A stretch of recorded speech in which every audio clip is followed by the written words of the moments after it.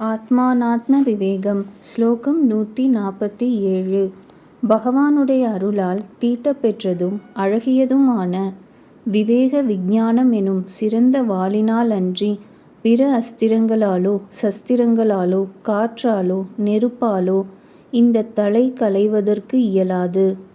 கோடிக்கணக்கான கர்மங்களாலும் இயலாது. ஆகையால் அஞ்ஞானத்திலிருந்து பிறந்ததும் உள்ளத்தில் உறைவதும் ஆகிய இந்த ஆத்மாவை பற்றிய சம்சயத்தை ஞானம் என்னும் வாளால் வெட்டி யோகத்தில் நிலை பெறுதி. ஓ பாரதா, எழுந்திரு.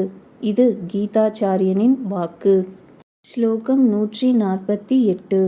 வேதத்தை பிரமாணமாக முழுதும் நம்பியவனுக்கு ஸ்வதர்ம அனுஷ்டானத்தில் நிலைத்தலும் அதனாலேயே மன தூய்மையும் ஏற்படுகிறது.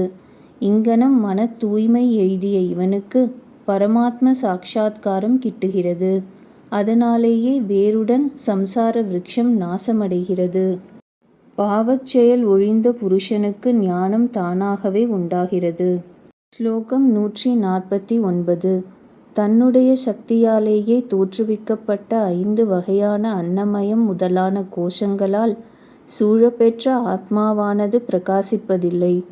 குளத்திலுள்ள நீரானது தன்னிடம் உதித்த பாசி கூட்டத்தால் மறைக்கப்படுவது போல. ஸ்லோகம் 150.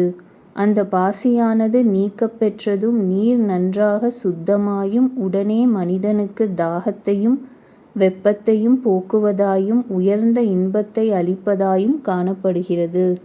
ஸ்லோகம் 151. 5 வகையான கோஷங்களின் நீக்கம் ஏற்பட்டதும் இவ்வாத்மா பரிசுத்தமாயும் அழியாத இன்பச் சுவை ஒன்றேயாகியும் தானே பிரகாசிப்பதாயும் சிறந்ததாயும் உள்ளொளி வடிவாயும் விளங்குகிறது. ஸ்லோகம் 152. அறிவாளியால் சம்சாரத் தலையினின்று விடுதலை அடைவதற்கு ஆத்மாவிற்கும் அனாத்மாவிற்கும் உள்ள வேற்றுமையை பகுத்து உணர்தல் செய்யப்பட வேண்டும். தன்னை சச்சிதானந்த வடிவினனாக அறிந்து அவ்வறிவால் ஆனந்தத்தை அனுபவிப்பவனாக ஆகிறான்.